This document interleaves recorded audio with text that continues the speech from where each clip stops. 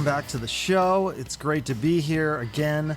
Make sure that you subscribe to the show. If you haven't done that already, you're way behind on this. So if you're on YouTube, hit the subscribe button, or if you're on Spotify, make sure you hit the follow button, and make sure you like, comment, share, do all that great stuff on social media. My guest today, Mr. Ron Young from the band Little Caesar. And of course, when you think Little Caesar, you probably think of the pizza place, and we're going to talk about that and why the band is named the same thing as a pizza place. And it always bothered me. Now I finally figured out the story behind that whole thing. And this band is a good band, though. I mean, they toured with Kiss, and he got some really good advice from Gene Simmons when he was on that tour, and also got some advice from Jon Bon Jovi, and he's got really cool stories about that. He later went on to form the band Manic Eden with Adrian Vandenberg, Rudy Sarzo, and Tommy Aldridge. And he also flirted with joining Slash's band, had kind of an extended tryout there, and he was also in, believe it or not, he was in the Red Hot Chili Peppers for a little while, like I think a few weeks, and they wrote songs together, and Anthony Kiedis was out doing rehab or something, so pretty crazy stories. He also had an acting role in Terminator 2. He's got stories about Tommy Lee and Fidel Castro. This is a really fun episode. Ron is a great storyteller. You guys are going to enjoy this one. Check it out. Please welcome Ron Young to the podcast. How you doing, Ron? Good. I'm well. How you doing? That's great. I'm doing great. I'm doing amazing. It's Monday. We're back. It's back to the week, back to work, I guess.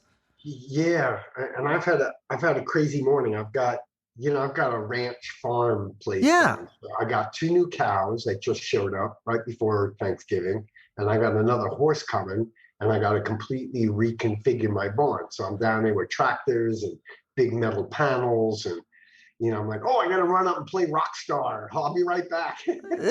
Yeah. So where is you're in California still, right? So in California, I'm about an hour and 15 minutes outside of Hollywood, up in Ventura County towards Santa Barbara, out in a big agricultural area. So I've got 1,200 avocado trees and pomegranates, and I've got 19 animals, up to actually 21, going to be 22 animals next week.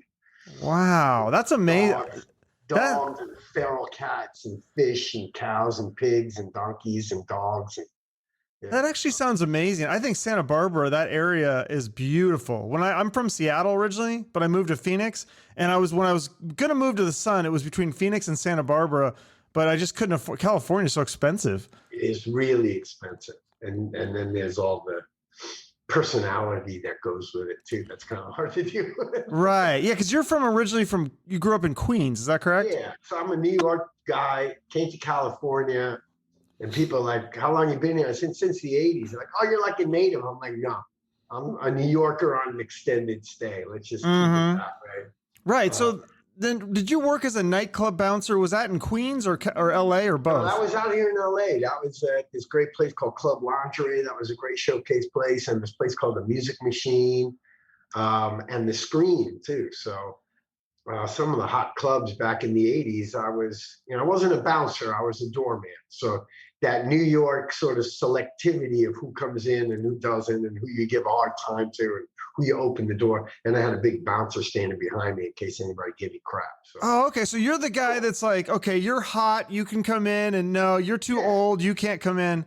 Yeah, and all the band members, I just bring them right up to the front, and they needed somebody that knew everybody that was on a record label, working at a label, on a record label, in a band, some sort of luminaries, press people.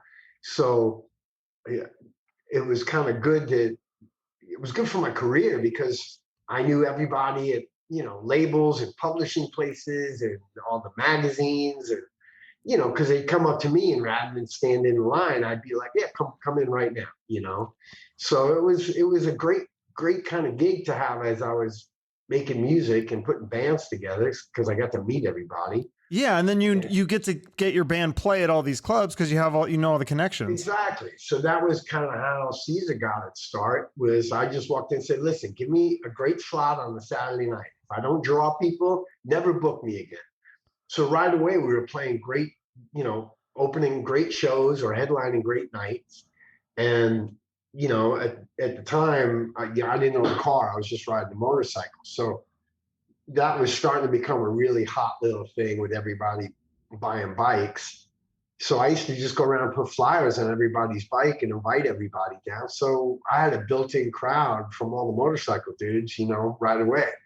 And it kind of bit us in the ass later because I was inviting rival outlaw motorcycle clubs to a show, and they would be facing off in a parking lot. And I'd be like, we should hold the show until this kind of calms down. So, yeah. So then how did you get signed? Is it through these same connections, or was it? Well, it was, you know, I put the band together. I met everybody from working the door at Club Lingerie. So put the group of guys together who, you know, we put the band together, a bunch of kind of working class dudes, not glam guys, you know, because I just wasn't a makeup kind of guy. And so I was a bluesy, blue collar guy coming from New York, found other, you know, sort of gritty biker type dudes to put a band together.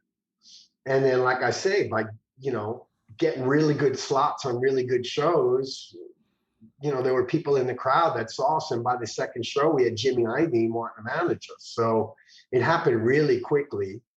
And then with Jimmy getting aboard, of course, instantly all the labels, you know, because if Jimmy smells money, you know, the labels smell money because he only works with stuff that was doing really well. So it was just a really smart kind of very connected, eyeballs on us right away. And, you know, we made sure that we had our shit together and, you know, could put on a good show, and we're tight and had some good original songs. And, you know, we just, you know, we didn't have time to mess around because you only get one shot to make a first impression. So everybody in the band was pretty business savvy and show savvy. So, you know, all the planets just kind of aligned really quick.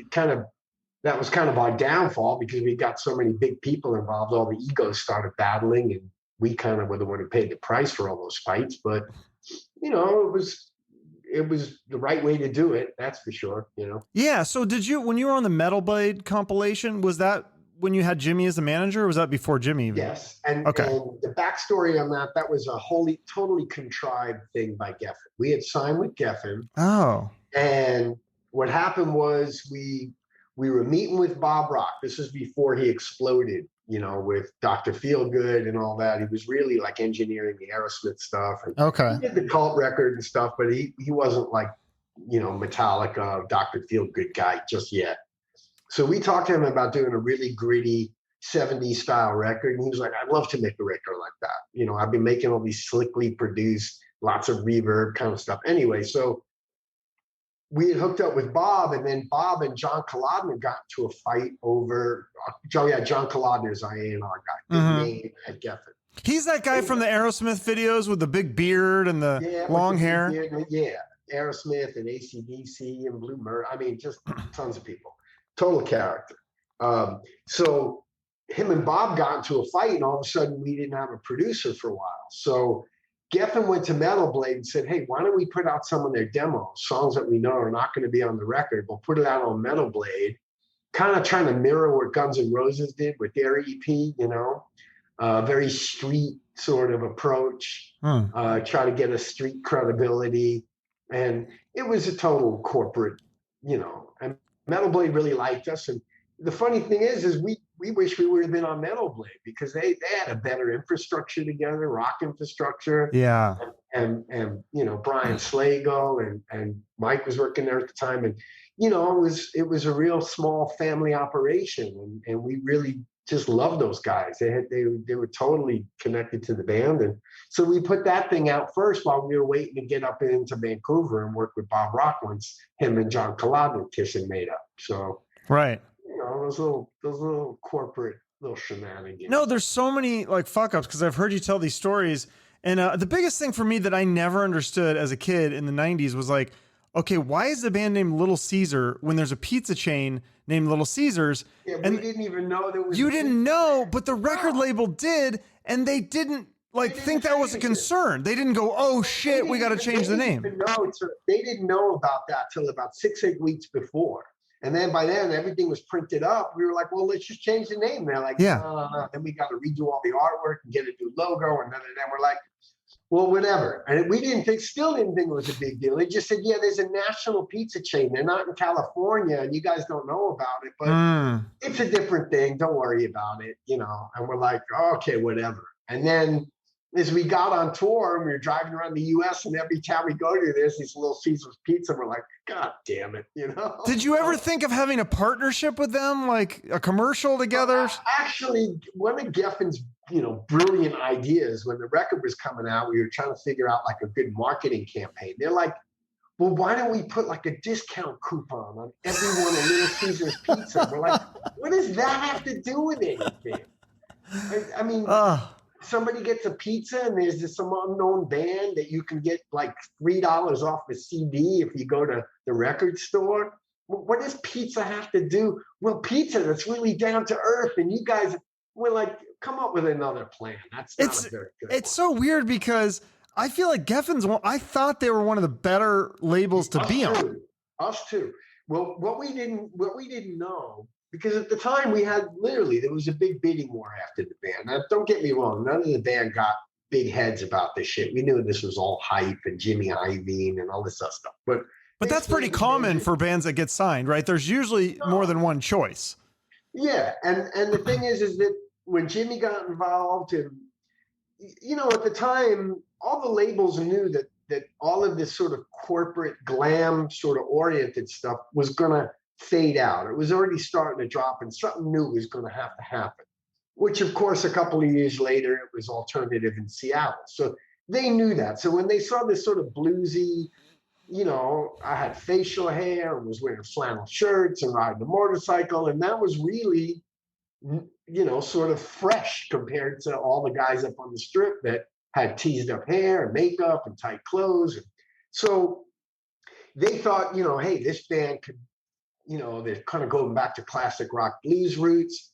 They could really take off. So we just got a lot of interest from a lot of labels.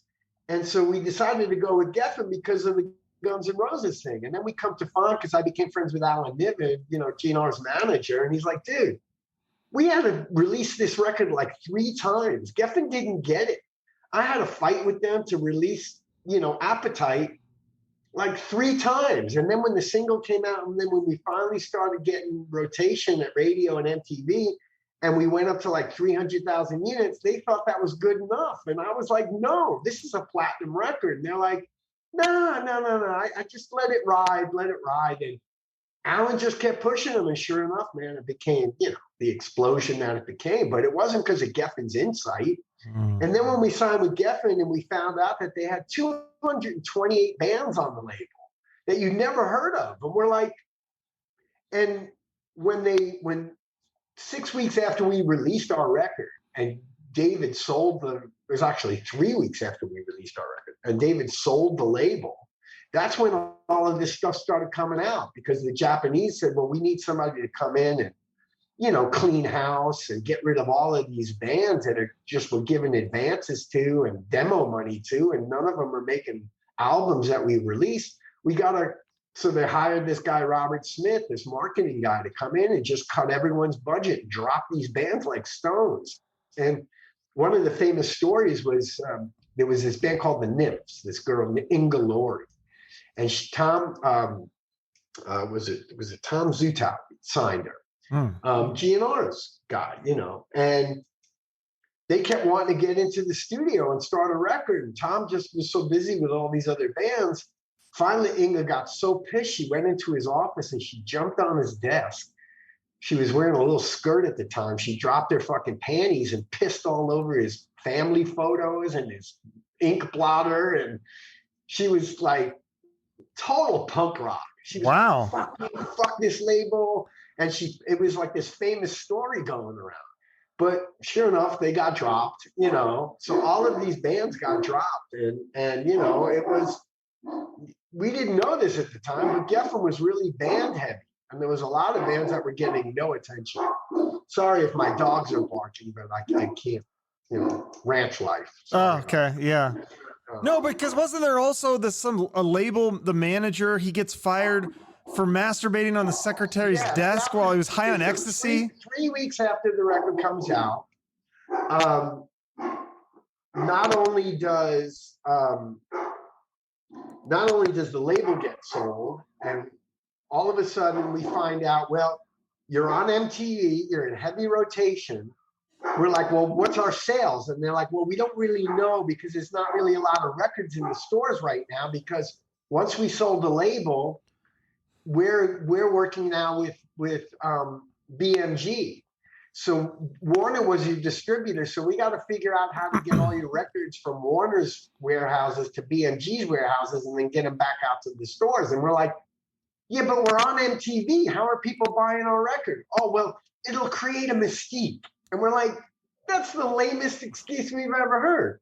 So that was 3 weeks into it. And then about a week after that is when the label manager, who we didn't know was fond of doing like coke and ecstasy, was totally high one day and walked out into his secretary's office. This is public knowledge. And with a raging heart on, and shot a load on her desk, thought it would be funny. She scooped up his semen, sued the label, got a $2 million buyout. He got fired. He got a $2 million buyout, and we had nobody running the label. Wow. So that was a week after there was no records in the stores.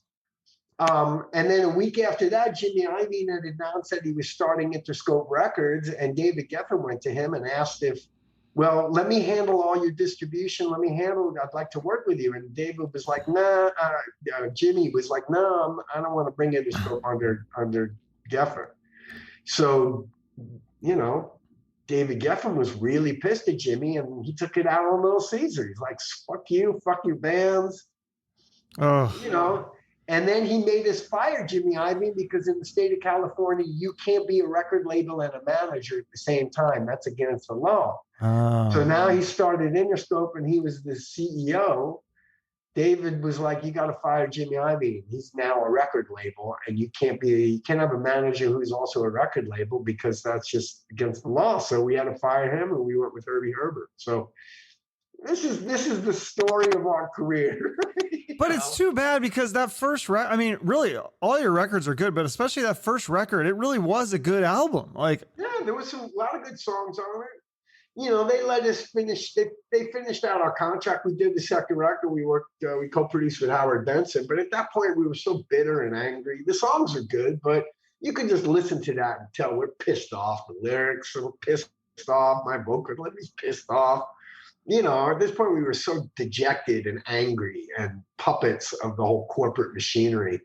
Our original guitar player had quit right after all of this night. We brought Earl Slick in, and he was kind of in a cranky space at that point. We were all just cranky, Well, yeah, because I was going to say, Earl Slick, how did you get him? Because he's a legend. He's David Bowie's guitar player. We're just friends with him. And, oh, okay. We knew him. And, again, it's at the time, the music that was really big, this was just as Seattle was exploding. All of a sudden, Chris Cornell shows up on MTV with the goatee and the flannel shirt. And I'm like, I'm fucked. The guy's got my whole look, because I used to get all this shit from the label and Gene Simmons, all these people. What's with the facial hair you guys? What is this, 1977, 1972?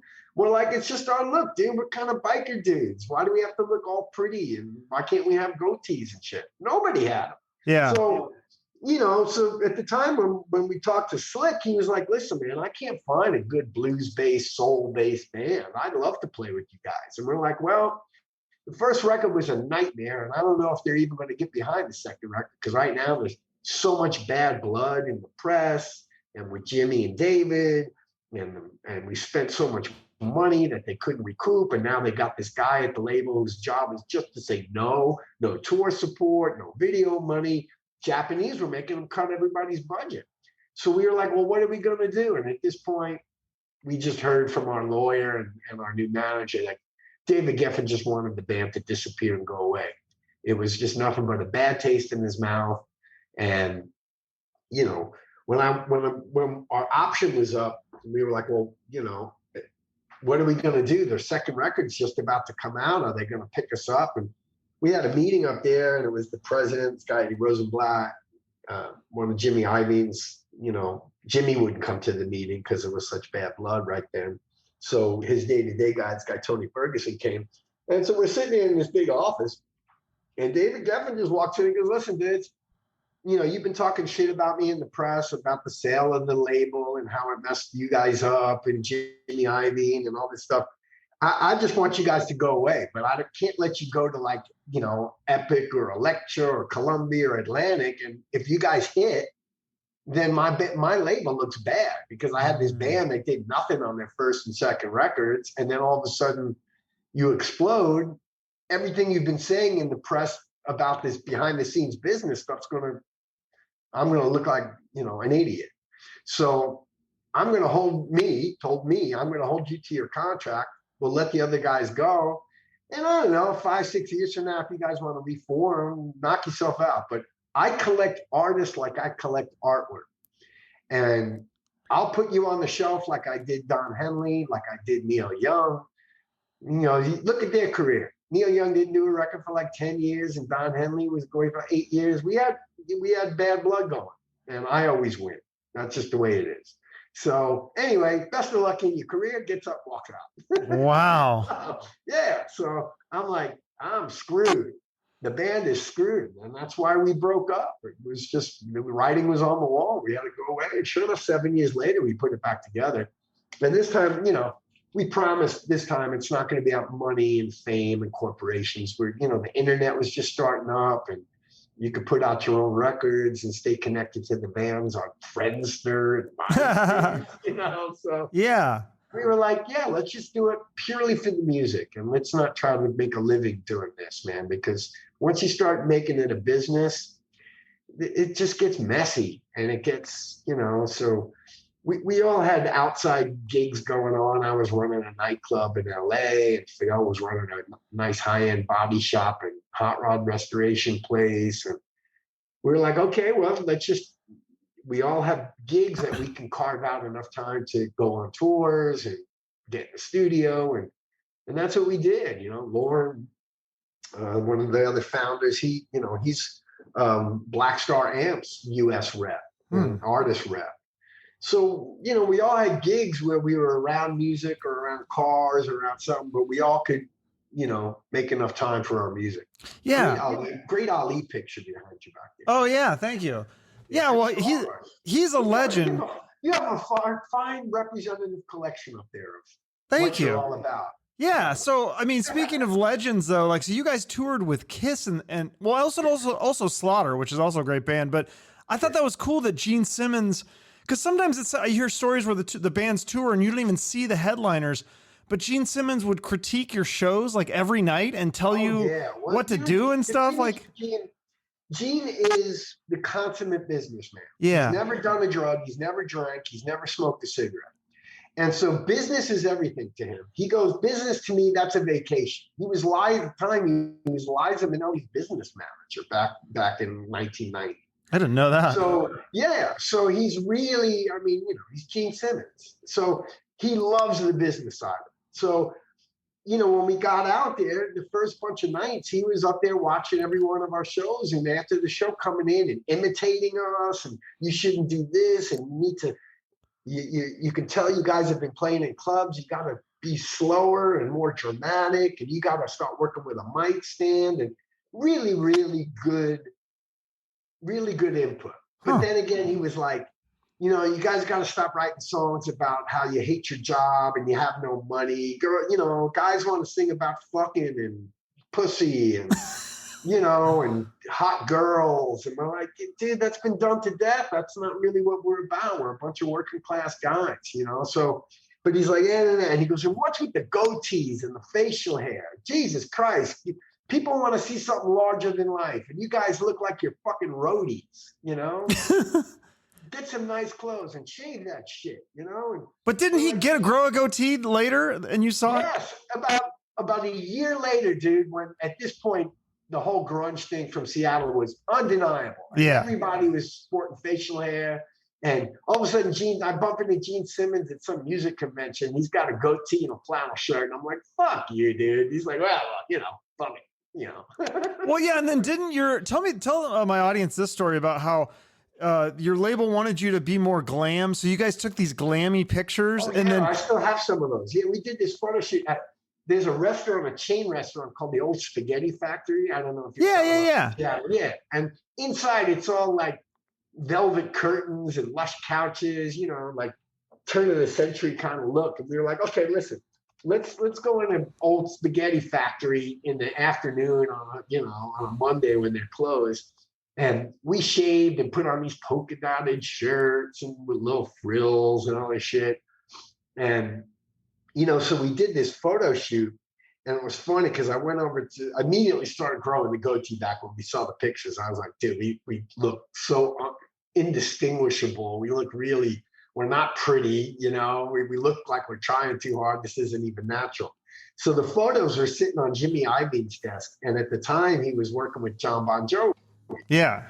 John was singing a very special Christmas album that he does. Jimmy would do for Special Olympics every year. And he'd bring in all these artists. And actually, Jimmy had me sing the guide vocal. It was like this old R&B Christmas tune. And he had me sing the guide vocal and I had John kind of copy it. Because John was like, I'm really busy. He's like, dude, I'll get this guy Ron to sing it. You come in, give it a listen. I'll work with Ron to get it. We're kind of in the neighborhood I want it. Then you come in, give it a listen, and then it's real. So I did that, and John came down to cut the vocal. He's in Jimmy's office, and he sees these photos, and I wasn't there at the time. He's like, you got that guy Ron's phone number? And I'm like, Jimmy's like, yeah. He's like, give me his number. So my phone rings. It's like 10 in the morning, and hello? Ron? Yeah? Jon Bon Jovi. I'm like, get the fuck out. He's like, no, Jon Bon Jovi. Wow. I'm like, John, he goes, dude, big fan of the band. And, I'm working with Jimmy here, and I see these photos, and he goes, fuck that shit, dude. Grow your fucking goatee. You just be you. Don't listen to these corporate assholes. And and was really supportive and really cool. He's such a super nice guy. And, so then are you like, hey, since I got you on the phone, do you mind if our band opens for Bon Jovi on the next tour? Yeah, exactly. Wouldn't that? Well, that's how Jimmy got us on the Kiss tour. Okay. Jimmy was working with Gene Simmons, and Gene goes, dude, it's because it really at the time Kiss was kind of struggling. Sure. Kiss, this was all it was more the younger, glammier, pretty bands going. Kiss was a legacy band at this point. Took off the makeup and they just kind of lost Kiss for a while. And so Gene is smart. At the time it was, Kiss, Winger, and Slaughter. And Faster Pussycat was on there for a little while. And really the bands putting the bodies and the asses in the seats were Winger and Slaughter. All the young girls who wanted to see it, So when Winger got called back in because the label didn't hear a strong enough single, wanted him to go back in and work on a couple more songs, Winger dropped off, Slaughter moved up a slot, and Jimmy was like, well, I'll put my band on the fucking bill, dude. Let them open for a while.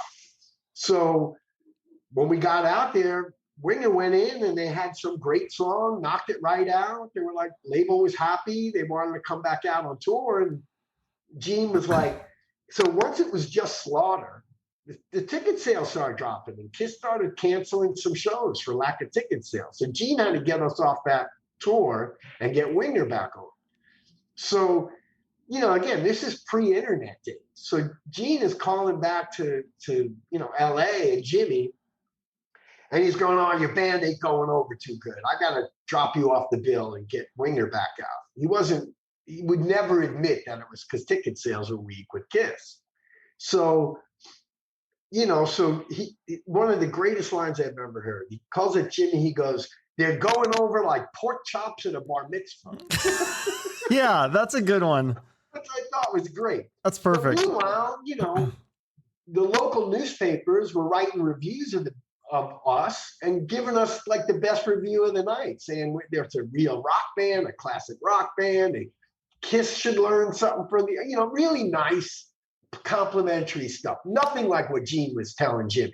Well, didn't they cancel shows if the ticket sales were low, and then they would make up a story that Paul was in a car accident? He was in a car accident, and then Paul actually got into a car accident, and his feelings were all offended and hurt because Gene thought it was just a ruse again. Gene didn't come to the hospital or call him because he thought it was just another one of those tickets. And there was a great confrontation down by the tour buses when we took a few days off after the canceled shows, and Gene's limo pulls in and he's talking with us, and then Paul's limo pulls in and Paul walked right by him all offended. Gene's like, what did I do? Why are you pissed off at me? He's like, I'm in the hospital. You don't call. You don't send flowers. You don't have phone call. He's like, you were really in a car accident? Yeah, because I thought that was just why we canceled the show. That's our, how am I supposed to know? He's like, well, you would know if you would have called, And I was like, wow, they're like an old married couple. It's great, Probably worse now too. Yeah, probably. So as soon as Gene could get us off that tour, we were out for like 6 weeks and dropped us off the tour. I think he brought Winger back, but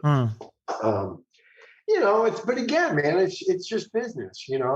Gene is Gene used to say, man, you guys are so focused on the music, and you really got to get your stage show together. You got to get some great lighting and great pyro and all this stuff. He goes, a great show is when the pyro goes off on time.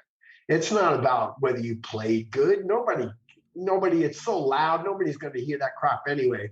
And he was also at the time using backing instrumentation. He had, my buddy Gary Corbett, rest in peace, was doubling all of Paul's guitar parts on a synthesizer off stage and hitting vocal triggers for all the big background vocals. So the vocals sounded great every night. And, Gene would never admit that, but he was ahead of his time then, because so many bands rely on that now.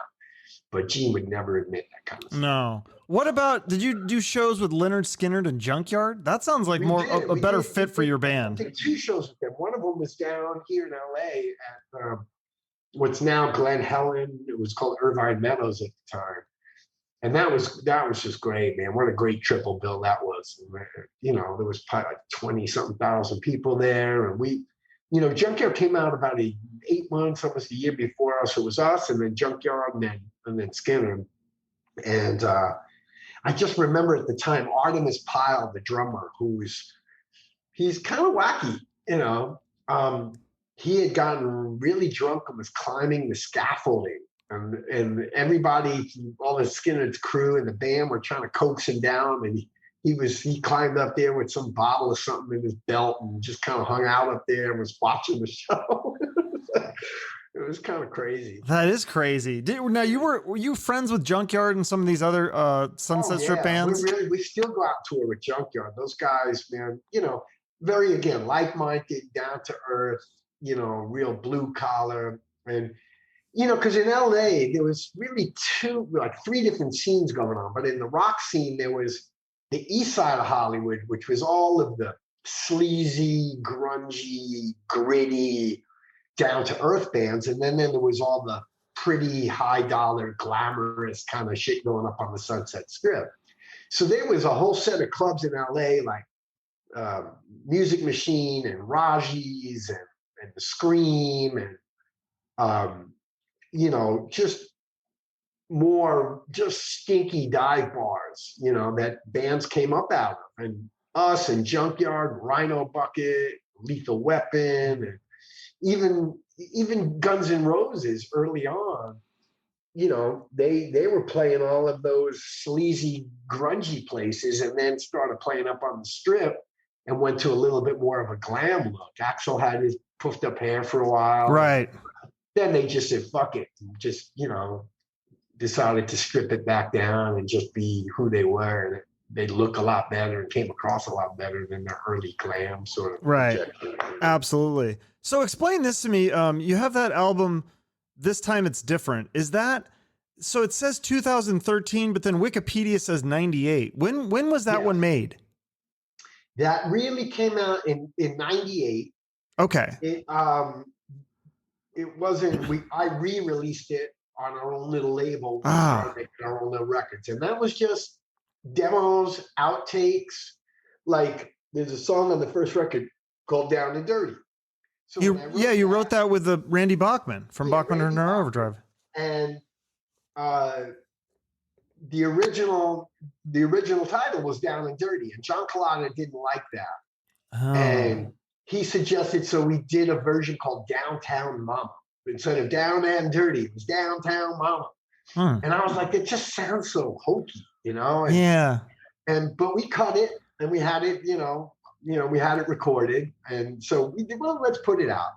And just a bunch of, just outtakes and demo stuff. So we just released that. We kind of dug into the junk drawer, put together all this sort of unreleased stuff. Okay, that's cool. And then the Redemption, now that one was just recently re-released. It's a deluxe edition? What's the difference on that one?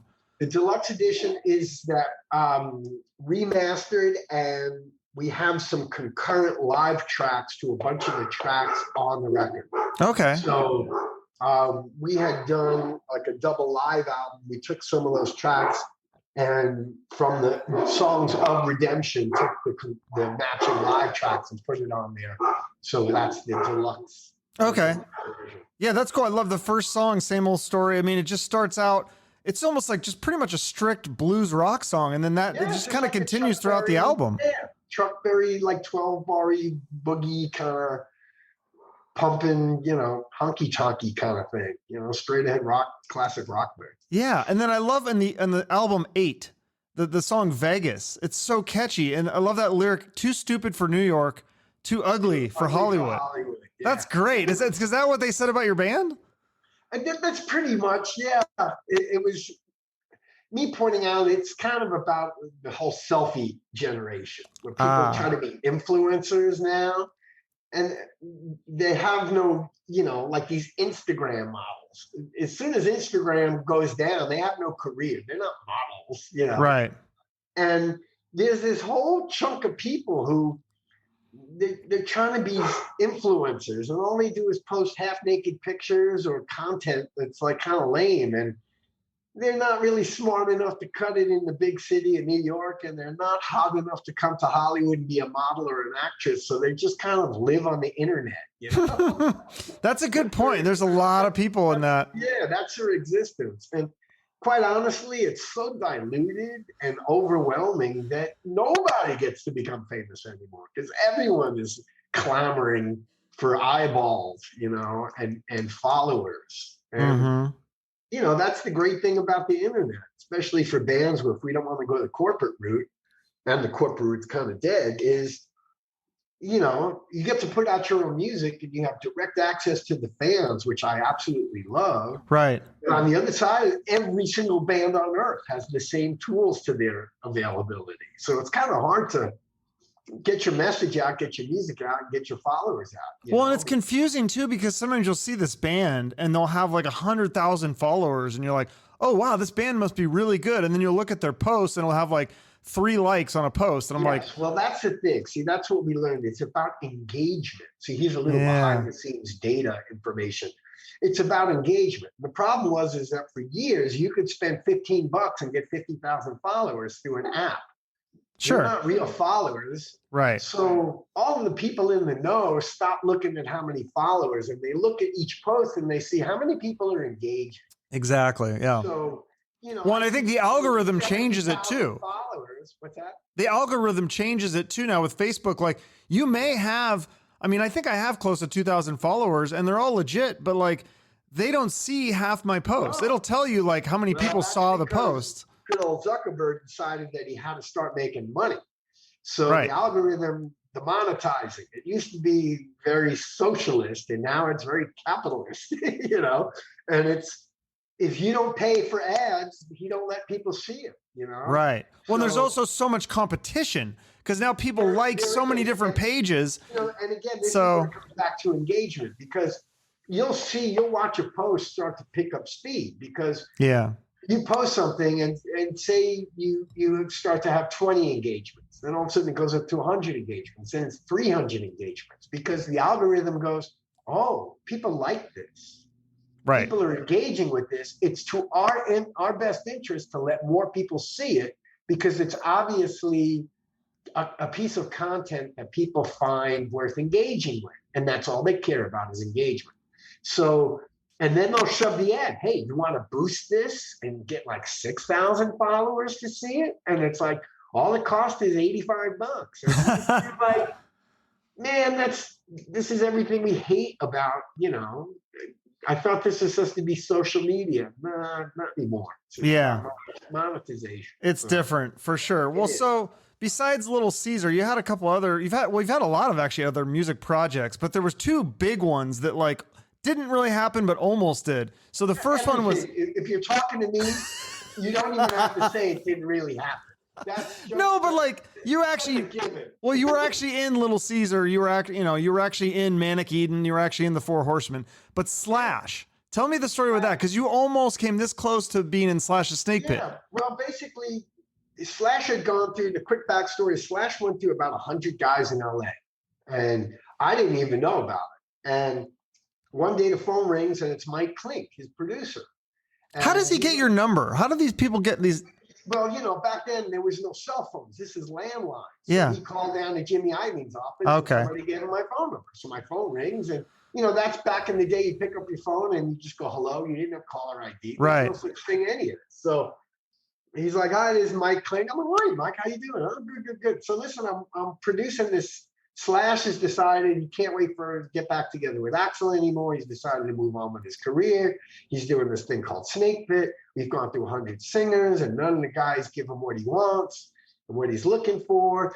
Would you be up for meeting with him?" And I'm like, "Of course, man." Because the thing was, I met with Slash in 1986. We met at Cantor's Deli, and I played him some stuff. He loved my vocals, but he said my hair wasn't long enough to be in a band with him. It was only like down to like my neck, and he wanted it longer. He had a whole thing about the look. Interesting. And, back then, it was really important. Right. So, anyway, so fast forward, he gives me Slash's number. I call him. He's like, "Well, listen, dude, this is the way that I'm doing the auditions. I'm going to bring you up to my house, and I'm going to play you some stuff, and you're going to write melodies and lyrics right on the spot, and you're going to sing them. Can you do that?" I'm like, "Yeah, sure, dude. I'll wing it." So I go up there, and I just kind of threw out some ideas on like 5 or 6 ideas. He's like, "Dude, this is really great. I love the sound of your voice. I love the melodies and everything you're doing with this stuff. Well, we'll dial this stuff in a little later, but now I know I got somebody I can really work with." So I'm like, "Okay, great. Let's go for it." So I take like a week or two and just come up with a few more words and, so on. And we go in the studio, and it's, Mike Inez and him and Mike Klink, and we start putting vocals down, and I can see that they're talking in the control room. Next thing I know, they're like, "Let's take lunch." Then I come back from lunch, and everybody's gone, So I get home that night, and I get a phone call from Mike Klink, and he's like, "Dude, you're going with this guy, singer from Jellyfish. I forget his name. Eric Dover." Like, I thought it was going great. He goes, "Well, what these guys mentioned to him was, you don't sound anything like Axl, and you can't sing like Axl. And when he goes out to do this new record, he's going to have to play everything from Appetite and, Use Your Illusion, because the fans are going to want to hear those songs." And so he's decided to go with a guy that can really kind of get closer to Axl's sound. And that's what happened. Mm-hmm. And so boom, that was done and over with. I bumped into Slash about 3 or 4 years later, and he was like, "Dude, I'm really sorry. And, that wasn't, I didn't handle that too well." And this is, I think, when he was getting sober. He's like, and I was like, "Dude, that's all good. From a business perspective, I totally understand. And to be quite honest, I don't sing like Axl. I don't want to try to sing like Axl. That's that sort of Brian Johnson, and that just doesn't kind of float my boat, So that was why he went with that. But the music wasn't really ready. Geffen was pressuring him to get something out, and, the record didn't explode, but super nice guy. I mean, he's just so fucking talented, yeah. Really down to earth, and really, really nice guy. And so that was my almost working with Slash story. That's pretty cool story, though. Either way, do you have copies of the stuff you guys made together? I didn't, because it was all just done in his studio. He never gave me any copies. Okay. We just went into the full-blown studio and got half a day's worth of work. I never got a copy of it. Okay. So there's that story with Slash. And then the other big one was Red Hot Chili Peppers, which I did not know about until I listened to an interview with you, and my jaw's just dropping. 1986. I got a phone call, I guess, from Flea, I think it was. And he's like, "Listen, man, Anthony, he can't get his act together. He keeps getting, doing heroin, and we've kicked him out of the band and he's in rehab, but there's too much bad blood. And we just want to listen, Anthony's not technically a good singer at all. He's basically tone deaf. And that's why he would rap so much. And he's worked and worked and worked and he's gotten better at it, but that's not really his thing, technically. And at the time, Flea wanted to do more R&B and funk-based stuff with melody because everything was more rapping kind of stuff. So he's like, I want to take this opportunity to expand the horizons musically in the band. So I went in and was rehearsing with them for weeks. And, it was funny because I go down there and Flea is a couple of things. And one thing he said, something that I'll never, ever forget. He just said, listen, dude, when we rehearse, we give 110%. We play every note like it's the last note we will ever play. And that includes rehearsals. Are you okay with that? I'm like, totally. And I really, really respected that. And then his next question was, are you comfortable just wearing a sock on stage? And I'm like, yeah, fuck it. Socks on our cocks. Wasn't that the name of that? Exactly. Yeah. So it was just a wonderful experience. And I had written almost the whole album. I think it was the Uplift Mofo Party Plan. Yeah. And so why didn't you get a songwriting credit for that? Because they changed everything that I did, and Anthony came back in and rewrote it. So okay. We were working with Michael Beinhorn. We kind of went into Capitol. We were rehearsing the Capitol. We did some demos, and I did have a cassette of all of that record demoed with me doing singing. And my wife, when me and my wife got divorced, she threw out so much stuff, and all of that got thrown out. So a divorce, fire that. But yeah, I did that same thing. We started working in the studio. Anthony had gotten out of rehab. He sat there with the band. He humbly apologized. He promised he would get his shit together. And you know what? Best and smartest decision they ever made. Because Chili Peppers is sure. That's just Anthony and Flea. They've been fucking childhood friends. And same thing. Flea handled it really well. He called me up. He's like, dude, he's my bro. And I'm like, dude, you don't have to explain loyalty to me. This is a great opportunity that I'm going to lose out on. But from the understanding why you're doing what you're doing, totally respect it. And it's all good, brother.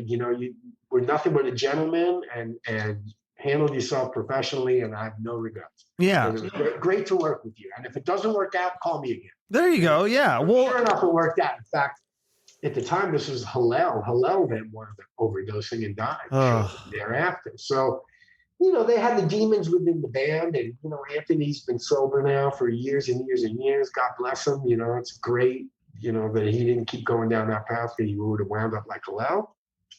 And the band is the band. So that was my almost getting this close to greatness again. Well, yeah, but then so with Manic Eden, you guys did put out a record, right? That was with Adrian Vandenberg, Rudy Sarzo, who I've had on the show, and then Tommy Aldridge. Yeah. It was That's White a great. With me in front of it. What's that? It was like Whitesnake, with me fronting the band. And the way that came about was they decided that with grunge and everything, it opened up a lot of avenues that they could make music that they could branch out, not have to do this sort of highly produced glam sort of kind of music and do a progressive blues kind of record. And Adrian at the time was really into Stevie Ray Vaughan and Jimi Hendrix, and he wanted to be able to express himself more in that vein musically in songwriting and playing. So they started working with James Christian from House of Lords. James wasn't really bluesy enough for them. So they called me in. We rehearsed a couple times. Everybody was digging it. I finished off about half the songs needed melodies and lyrics. Or a third. We went in, we knocked out the record, and it was just a real honest record. And, Adrian, who's very smart about business, all super, super nice guys, man. So talented and just the nicest guys you'd ever meet. And we did the record initially for JVC in Japan, and Adrian was smart and held on to the distribution rights for the rest of the world, thinking, okay, Japanese paid for the record. So we start shopping the record to labels, and nobody would even meet with Adrian. And they're like, oh, no, we don't want to put out. That music is dead, What year was this? This was 94. Okay. So at this point, all of the big bands were knocking back. They weren't really playing arenas anymore. They were playing smaller venues. It was all Soundgarden, Pearl Jam, Creed. It was all alternative stuff. And at this point, the great visionaries at corporate music were like, yeah, we don't feel comfortable just trying to put out another 80s metal, And we're like, listen to it. It's nothing like that. And they wouldn't even listen to it. They were just summarily dismissing. And we were like, and the most insulting thing was we met with one guy would meet with us. And again, he was like, listen, we want to downplay Adrian and Rudy and Tommy. And this guy, Ron Young, he's got the goatee and he's got great critical credibility. And he's much closer to that sort of grungy alternative thing. So we're going to kind of stick him out front. And I'm like, these guys here have sold tens of millions of records. I've sold 8. And it's like, it was so insulting. And to kind of be so short-sighted. And it was really it was pushing water uphill. And those guys, they were adults at this point. They had houses and, they had to generate revenue. Me, I was still living in a shithole in Hollywood. I could wait out anything and be patient and try to make it work. But they had to get back to working. And so they went back to, I think David called, Adrian went back to work with him, and Tommy went back out with, I think him and Rudy went at the time were, I don't know, was it Quiet Riot? I can't remember. Yeah, they all they've been doing tons of great stuff. They have to get back to life. Yeah. And so again, I totally respect and appreciate and understand that. So it was a short-lived thing. Now that's getting re-released shortly here, or maybe it already has. I think it's on Spotify, yeah. Well, it's on Spotify, and some label was doing a re-release. Okay, very cool. And so a quick funny story, when I've got this other project called Cruzados that I'll tell you about. Yeah, a bluesy rock band stuff. It's got the drummer from real rootsy. It was a band from the early 80s. Yeah. We were all fans of and friends of. And the bass player resurrected that, wanted to do, because 2 of the guys passed away. Charlie Quintana, who played with Social Distortion, and a whole bunch of people, and Marshall Roner, So Tony wanted to resurrect this thing, and so we did that and just did a record, and we're just starting to get behind that, push it. We're going to start doing some touring on that.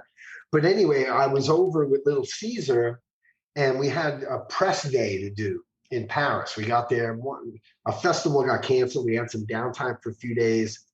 And the promoter for the show in Paris was like, we'd love to get some press done. So when you play Paris at the end of the tour, there's a good turnout. So we go down to this little rock bar down in the Bastille section of Paris. And there's this guy, Olivier Garnier, who's just this huge, the biggest publicist in in France, that put this whole day together. And so, he had worked the Manic Eden record. He took us all around France to do a promotional tour, and I haven't seen him in 27 years. So, hugs, how's your wife? We get all caught up. And then middle of the day, we go to have lunch. And he's like, do you remember when you yelled at me from stage? And I'm like, no. He goes, yeah, we were doing this acoustic show at this big record store, and there was a couple of hundred people there. And he goes, I was talking business in the back of the room, and in between songs, you heard me, and you called me out from the stage and yelled at me, and I was so embarrassed. I've never, ever said another word at a show or a signing or an acoustic thing ever again. I felt terrible. And I'm like, now the funny thing is at that time on that press tour, this is when I was stuck being a heroin addict. So I'm over there in Paris, totally dope sick. I'm like trying to not shit my pants, and I'm chilled, and then I'm sweating, and I was just sick as a dog from detoxing from heroin. And I was in a foul mood that day. And so, unlike myself, I never call out anybody from a live microphone, not a sound guy or a monitor guy or anybody. That's just rude and unprofessional. I should quietly go off stage or ask somebody to go back there and quietly tell them to please keep it down. And sure enough, man, I owed him a huge apology, because he, of all the things he remembers for 27 years of not seeing each other and working together, that asshole moment of me calling him out, you know. And so I really appreciated him telling me just what a miserable prick I was at that time when I was all sick, dope sick from detoxing from heroin. So that's crazy. Yeah. Yeah. So, and then besides all the music stuff, we got to talk a little bit about your brief acting career. I mean, we got brief. You got to tell my audience the story of, you know, you're the biker from Terminator 2 that you take the pool stick and you hit the Terminator and then you get thrown out the window. Yep, throws me through the plate glass window. The way that came about was back in the 80s, I became friends with this woman, Catherine Bigelow, the director who did Hurt Locker. Yeah, James Cameron's wife at the time. Exactly. So at the time. So I had done some music for her first feature film. It wound up not even making it to the movie. It was Willem Dafoe's first movie. And the band I was in wrote a bunch of songs that was going to be in the soundtrack. Then they wound up going with like an oldie soundtrack, like old 50s. It was a 50s period piece. Oh. They decided it would be better if they used original music from the 50s, not new. So I was like, yeah, whatever. You know, we went in the studio, did a bunch of songs, got paid for it, but became friends with Catherine, and we stayed friends. We moved out to LA. She moved out to LA. We kept the friendship going. And, you know, my wife rode horses with her because she was big into horses. And I get this phone call one day, you know, from Catherine going, I want you to have a meeting with my husband, you know, Jim. And I'm like, okay, James Cameron, yeah. I was like, yeah, of course. But weren't you supposed to be in Point Break, the movie that you directed? I was. So you were supposed to have the Anthony Kiedis role, got my part in that. Which is ironic, yeah. Anthony for that part, because we were on tour with Kiss at the time. Right. And that's actually when we did the Arsenio Hall show. It was right when I was thinking of, okay, well, maybe we can get this shot for the couple of days. And like, no, we got to send you right back out with Kiss. So I couldn't do that. But so Jim was like, well, I want to, you know, so we started to hang out and become friends and all this stuff. And Jim was like, I have a whole new concept. I've got this one perfect part for you that I want to stick you in the movie. Because the thing about Jim is, everyone hates working with Jim. He's a tyrant and he's a perfectionist. And people used to walk around on the Terminator 2 set with a shirt that said T3, not with me. That's how. Wow. I've got some great stories about that. But anyway, so he calls me up and he's like, dude, I want to stick you in the movie. We can hang out. Tells me what he's going to do. He's like, do you know any tattoo artists that can paint tattoos onto a stunt guy? Because like you legally, because of the union, can't go through the window. He goes, but you're going to hit Arnold Schwarzenegger over the head with a pool cue, and he's going to throw your plate glass window. We'll throw you into this big air pillow, a stunt guy, and then go through the glass, and then we'll stick you back out on the car hood, you know. So we go down there, and at this point, you know, Schwarzenegger was huge, you know. Now he had this huge career. So he's walking around and like in his underwear and smoking a cigar, you know. And oh yeah, so what? Because he's naked in the movie. So what do they wear? They just wear like tidy whities or something? He's just wearing like flesh-colored, you know, like bicycle short kind of thing. Oh, okay. With a robe and slippers, you know, smoking his cigar, and you know. So yeah, go down there, and you know, the weird thing was that night it went really late to like 3:30 in the morning, because that's the night of the Rodney King beating, and that was happening a block away. Oh shit! We were shooting in this little country bar up in Pacoima, and a couple of blocks away was the Rodney King thing was going on. And Jim was getting really angry because he kept having to redo the shot because sirens were going by and the mics were picking it up. So every film in LA's got retired motorcycle cops that do security. So they're listening to all the radio chatter. And they're like, there's something really big going on up the street. They almost thought about leaving the set and going up there and helping, because they were calling I mean, there was like 40 cars up there. Was this during the riot then, or? No, this was when the night he got beat. Oh, that was okay. That okay. Pulled him over. Yeah, and yeah. Beat him. Okay, right, yeah. So that was actually required a lot of cops to go up there. And, that's right. Okay, so, wow. So that went to like 3 a.m. till it finally got cleared up. We could finish shooting. So, you know, so here I am, you know, and we got this stunt double sitting there with this long wig with the curly hair and the fake goatee and the painted on tattoos. Yeah, so they painted on the tattoos. Yeah, like that's how much of a perfectionist he is, because that's really expensive, right? You said that he went over budget to do all this. He made a human hair wig, cost $10,000. Now it was weird because that same day that we were up there, the producers came up to the shoot and they said, "Jim, you're going so over budget. This is going to be the most expensive movie ever made." And he's like, he actually came when we were hanging out because there was lots of hours of that. Came back, he's like, "Yeah, the producers were not just up here, and I just guaranteed that I would pay the overage. That if the film loses money, it's coming out of my pocket. So they're going to let me keep doing it the way I want to do it." So yeah, I mean, he had the tattoos painted on. He had a human hair wig for $10,000 just for one quick scene. That's how much of a perfection he is. But wow, a quick story about what kind of a guy he is. When he was filming The Abyss, it was filmed in an abandoned nuclear reactor that they never finished. And he filled it with like 13 million gallons of water and shot the film inside this big concrete silo. And that's where they shot all the underwater scenes. So they were filming at this, and Jim is out on location. He had rented or bought this jacked up Bronco, giant tires, all, you know, so he could go off-roading on the downtime. And the big office building that was over by the abandoned reactor, this big glass tower, had these 3 sets of concrete stairs going up to the, you know, the big glass front, and the production office was in the ground floor there. And Jim told the head of the production manager, "Listen, I want to do some pickup shots this Saturday. That's normally when we filter the water to get it clearer, but it needs to settle for a day." And they would start the filtering Saturday night, Sunday morning, shut it off, let the water settle. By Monday morning, it was ready to shoot it again. So the production manager forgot that Jim told him not to do it, and they turned on the thing, and Jim went in there Saturday morning. It was all cloudy.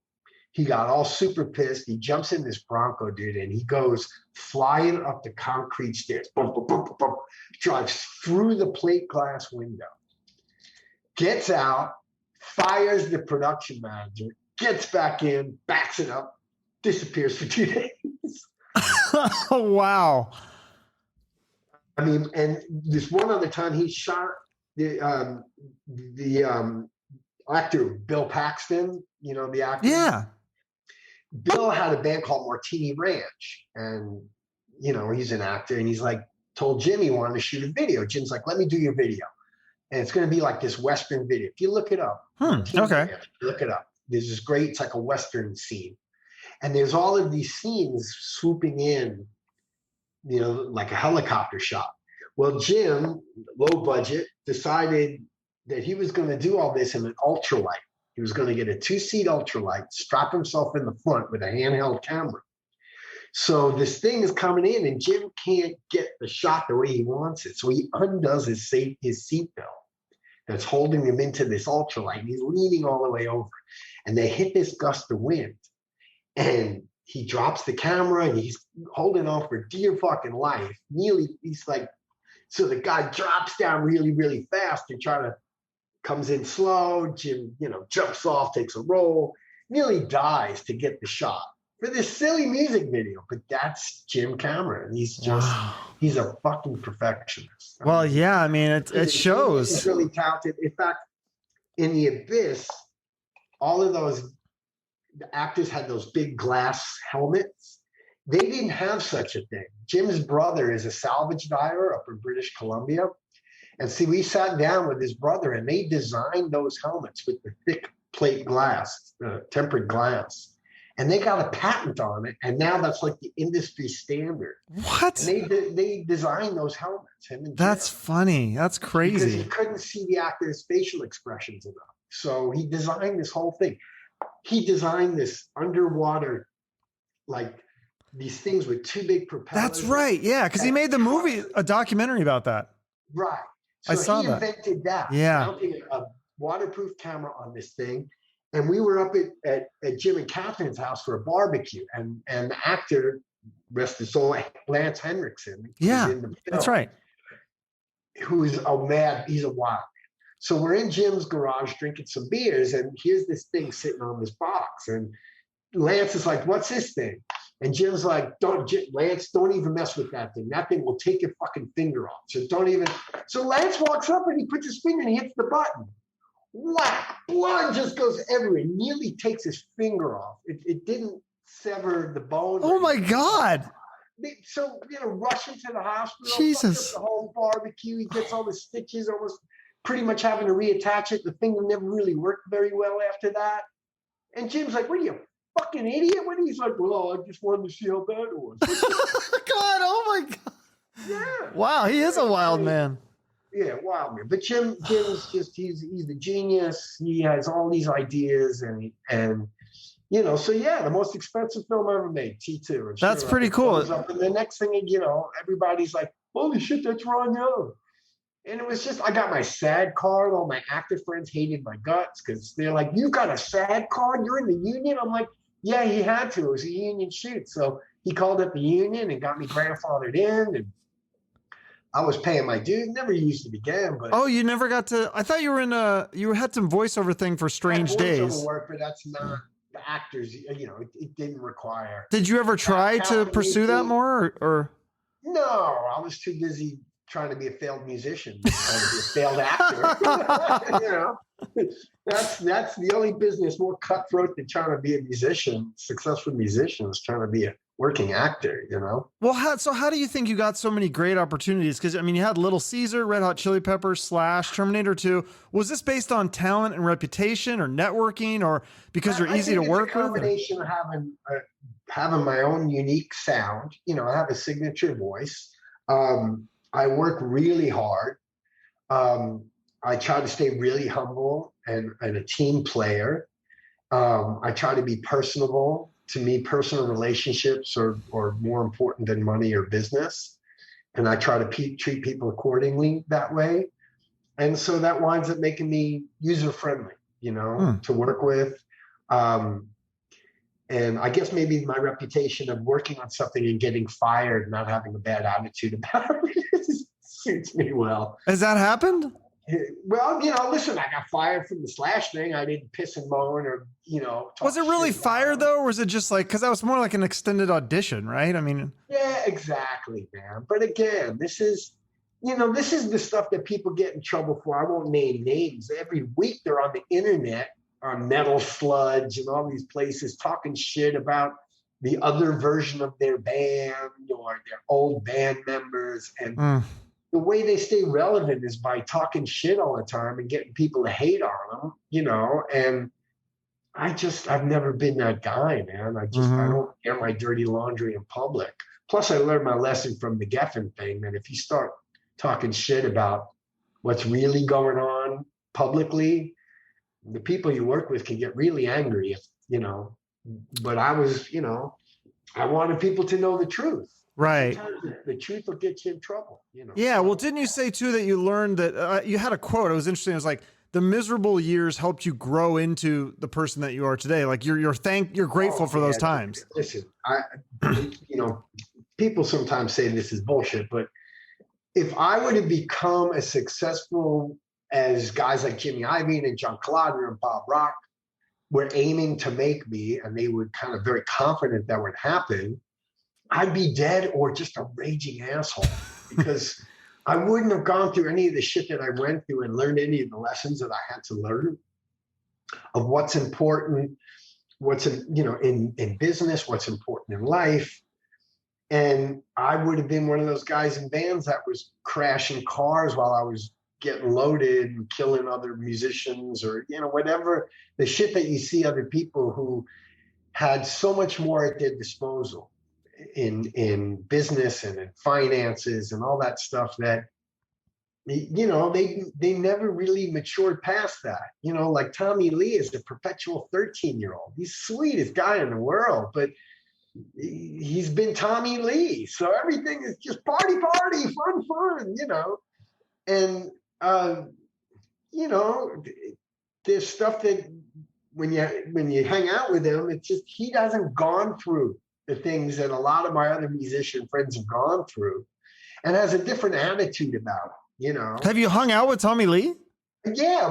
One night, me and Tommy were, I shouldn't say this publicly, but whatever, we were doing liquid morphine while getting tattooed together. What the fuck? How do you do liquid morphine? Like just put it on your tongue or something? You do shots of it. It was medical grade morphine painkiller. Jesus Christ. We were both getting slayed. Well, it's like the early version of OxyContin. Okay. And, if you're going to get a whole bunch of, me and Tommy used to hang out and laugh at it, because me and him were the most tattooed guys in the music business. Somebody had back pieces. Everybody had little daggers and Tasmanian devils and shit. And me and Tommy were the guys that were just going nuts. I had a full back piece at 1987. Nobody had that at the time. And, working on full sleeves by 1990. So, it was a totally different time. So guys like Tommy and I used to just laugh that, at some point, we're going to be covered all the way up past our eyeballs. What year was this where you're doing the liquid morphine? Was it 80s? 92. Oh, okay. Yeah, 92, somewhere in there. That's like the height of Crew, pretty much. Yeah. So, we're hanging out. This is up at Tattoo Mania, Gil Monte's Tattoo Mania, right up on the Sunset Strip. And every weekend, the place was, the clubs were packed, and the tattoo shop was packed. And there's all these little cubicles where the artists work. You have like 4 guys, 5 guys working. And then there was the room in the back for, when girls got their breasts done or had to get naked, where you couldn't be in the public eye. So, me and Tommy and Gil and a bunch of people are just hanging out back there, and we're getting loaded on liquid morphine as we're all getting tattooed, and, just laughing about, yeah, dude, we're going to keep going at some point, and, the weird thing is that right at this point is when people like Roseanne Barr and Cher and all these famous actors were starting to get tattooed, and it became... It wasn't rebellious anymore. Right. This is when it became soccer momville, Definitely. Getting heavily tattooed. So, the thing is, it's like, guys like Tommy, they've, at an early age, they got wealthy and successful, and their life is excess, so their level of doing things is to roll up in a limousine, and have their assistant bring them their liquid morphine and, set up their drums and all this. And that's great, God bless them. But the reality is compared to the consumers of music, that's another world compared to being able to relate to, which is why we always wanted to stay a working blue collar band, working class kind of band, because for us, it was important to be connected to people that way and write songs about that way. I mean, we don't do pay for meet and greets. We come out after every show, and we'll sit out there and take as many photos and tell as many stories and listen to people tell us what the music means to us, to them, sign whatever they want to sign, meet whoever they want us to meet. Because, listen, if we were Tommy Lee, we couldn't do that. There'd be too many people. Yeah. You know what I mean? Same thing on social media. We can write back to people on social media and engage with people because we're not as big as them. And it sounds like bullshit that, to say that, to not be that famous or that rich or that engaged with so many tens of hundreds of thousands of people kind of cuts you off from the reality of your fans, but it does, So the blessing is for us is that we've made some of our best friends, at the merch table after a show. People all over Europe, all over the United States, people I talk to on social media, people that I talk to in day-to-day life now, because we met some really, really great people. And there's no, when we get on the stage, we just make music. There's a chemistry that happens with 5 guys. Just because I sing doesn't make me any more elevated as a human being than somebody who is a mechanic, a great mechanic, an individual mechanic. someone that's got a flair for what they do. And whether it be raising a kid or building a car or programming a computer, I sing. It sticks me out in the public eye. But I'm just a guy like everybody else. Okay, I get up on stage and I'm pouring my heart out and I do all the moves and the lights are going and it's loud and it's larger than life. But the guy inside is just like anybody else.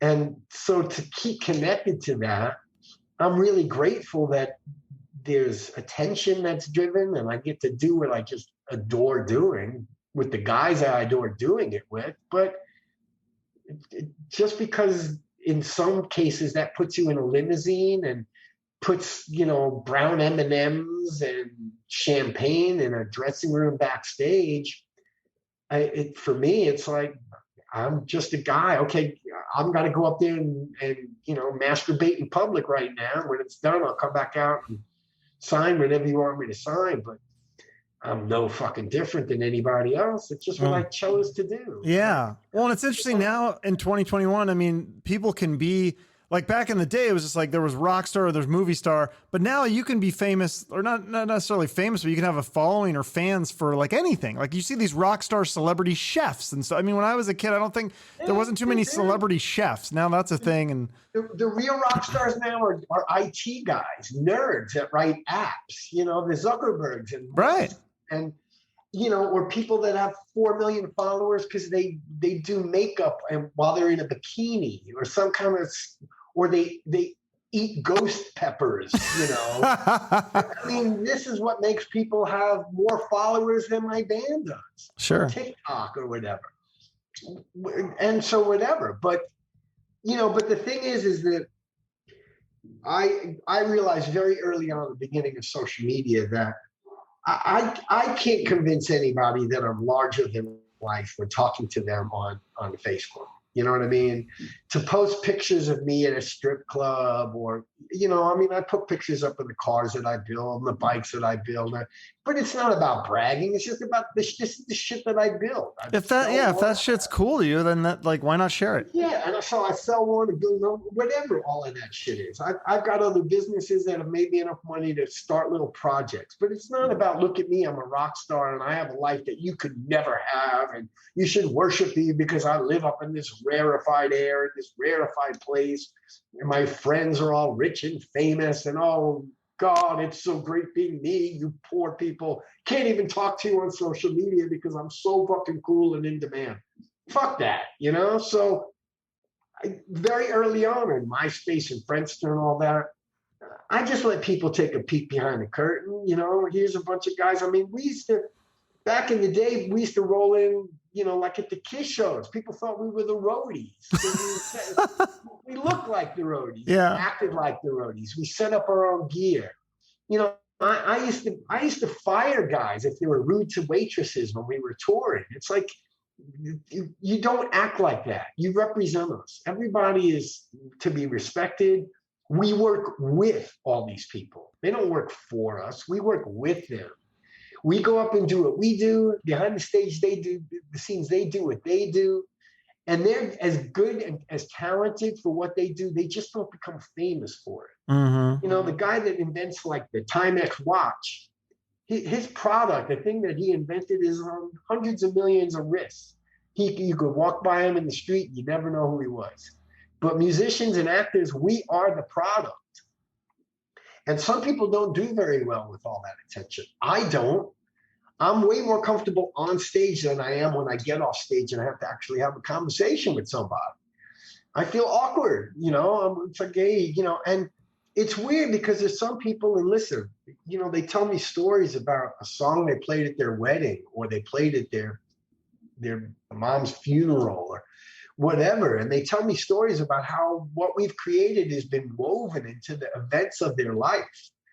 And that's greater than any platinum record or, Aston Martin or anything, man. Something I created actually worked its way into someone's fucking life.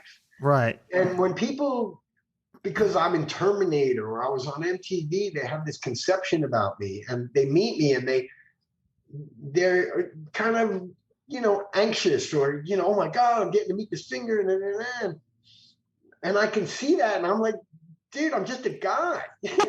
Right. Yeah. Cool. It's cool. No, I said, okay, if I get a picture, people are shaking. I can feel that they're shaking. They're so tweaked. And that's because they've been listening to a song for 25 years. That's so important to them. And then they meet the guy that's actually singing it. And it has a physical and emotional effect on them. That blows me away. And there's a responsibility in that makes me a little uncomfortable. I'm like, dude, just relax. Take it, catch your breath. What do you want to talk about?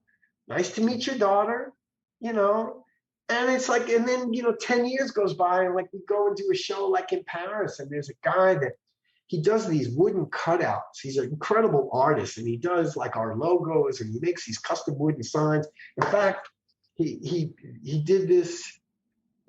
Yeah, I don't know if you can see it on the camera. I'll pick it up, but yeah, it's like a lighter or something, or it's just a little keychain. It's just a keychain, and on the back was celebrating the Paris show. Oh, that's cool. But he makes these big and he does this. And the first time we met him was like 10 years ago, and he brings this just beautifully cut out 3-dimensional Little Caesar logo. And he's got his little daughter. She's like, I don't know, 9 or 10. And so I meet his daughter. Her name is Alice, And then she, the next year, see him again. The next year, see him again. And the next thing I know, I haven't seen him in about 5-6 years. And he shows up to give me these things, with COVID. And we hadn't been to Paris for a while. And there's Alice. She's getting ready to go to college, And it's like, and I know these people. They've become part of my life. And I've stayed in contact with them on Facebook. And I watch their trials and tribulations and the deaths and the weddings and that has all happened to me because of the gift of music. Yeah. And that is just as worthy to me as some circle jerk Grammy because dude, listen, let's face it, there's a lot of music that makes millions and millions of dollars that is shitty music. it's just weak ass shit. Be it in pop, be it in rock, be it in hip hop, whatever it is. It's just all of the planets aligned and corporate guys got behind it. It got traction, whatever. Doesn't necessarily reflect how good it is for the spiritual side of music and the important shit.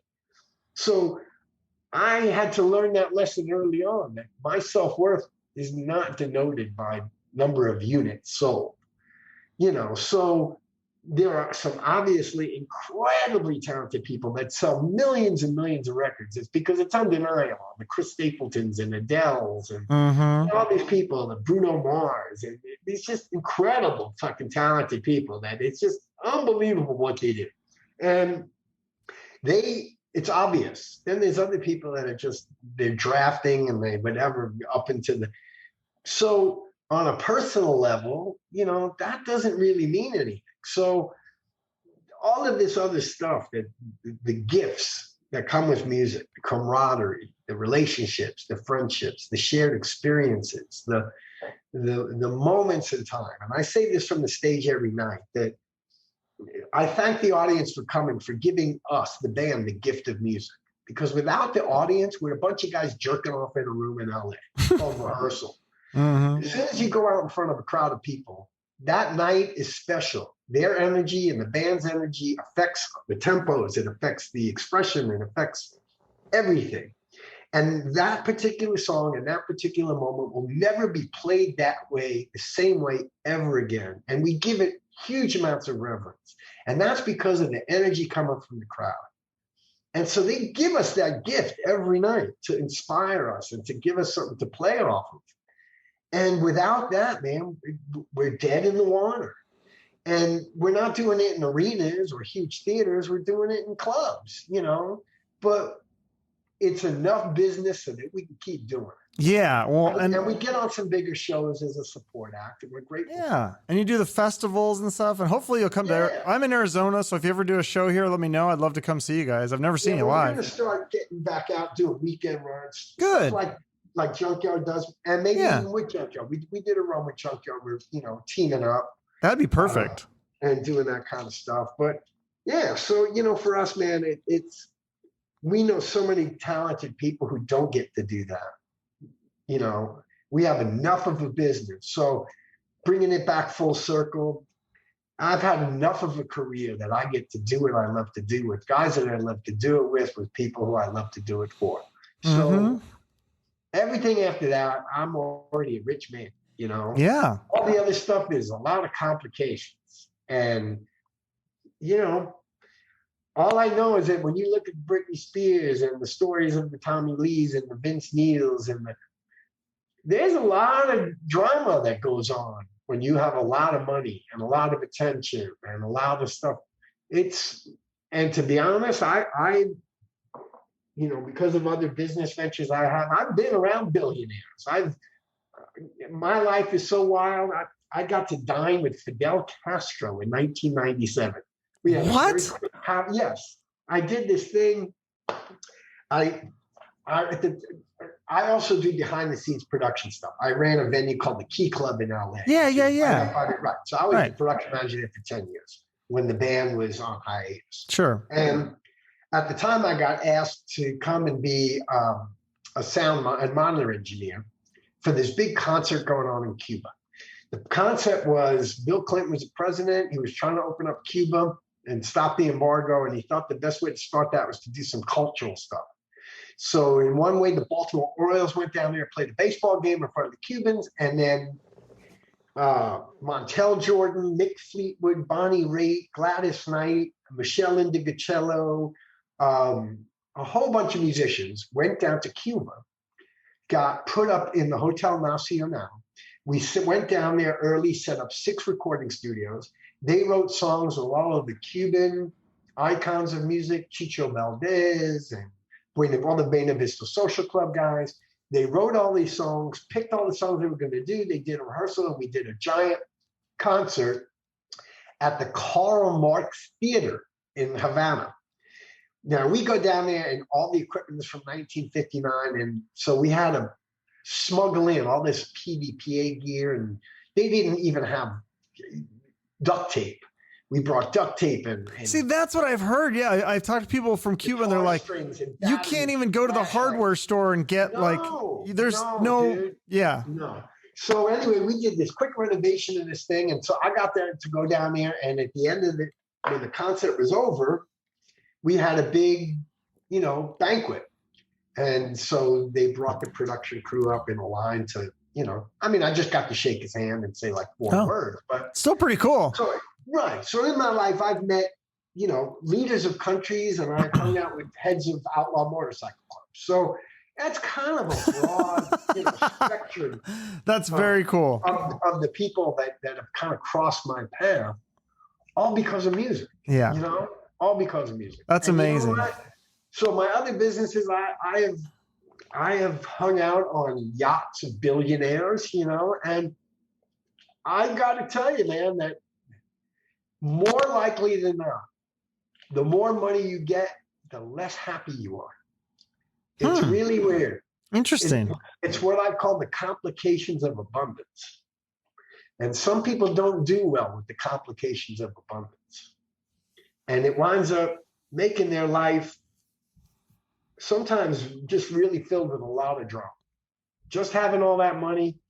And the way I look at it is, you know, I've had times in my life where I've had a lot, you know, a good chunk of money around, and I've had times when I'm fucking living on ramen, you know? And the reality is that the times when I'm eating ramen, you know, there wasn't a big hole inside of me. I just didn't have something good to eat. And so the money doesn't fill those holes. It'll get you a lot of other stuff that's fun, and it gives you that peace of mind, there's no doubt. But it isn't the instant happiness that it brings, because it always comes with caveats, and it comes with disclaimers, and it comes with obligations. And a lot of times, especially being in the music business, which is about excess and about a lot of the things in human character that aren't necessarily that noble, you know,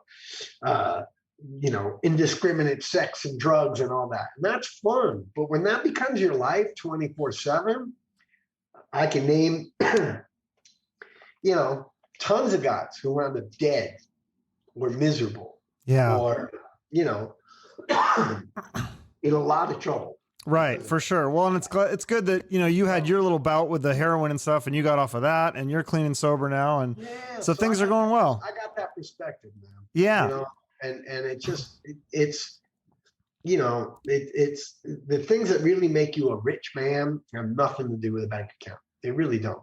Now, I'd love to have all of that knowledge and now have that huge bank account, but life just doesn't always work that way. Right, so, for sure. You know, Well, I want to thank you so much for doing this interview. I like to end each episode with a charity. Is there one that you want to give a shout out to here, or one that you work with, or a cause that is near and dear to your heart? Well, if anybody could just support their local animal shelters so that they don't have to kill so many of them, especially spay and neuter, so that we can kind of curtail this. I'm a huge animal guy, and there's enough charities helping out humans. So, you know, and even if that means buying a huge bag of dog food and just dropping it off to the local shelter so they can keep some pets alive until somebody can maybe come along and rescue them, would just be great. So, okay. I'll put that in the notes. More importantly, look out for your neighbors, man. That too. That's important for sure. Yeah. COVID, we're starting to become a whole bunch of assholes.